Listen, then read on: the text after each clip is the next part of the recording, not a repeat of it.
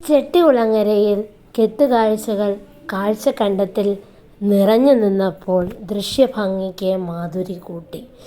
എല്ലാ കെട്ടുകാഴ്ചകളും കൃത്യസമയത്ത് തന്നെ ഈ വർഷം 2024 ചെട്ടികുളങ്ങര കാഴ്ചക്കണ്ടത്തിലിറങ്ങുകയും 13 കരകളുടെ അടിസ്ഥാനത്തിൽ അവരവരുടെ സ്ഥാനത്തായി എല്ലാം നിലയുറപ്പിക്കുകയും ചെയ്തു.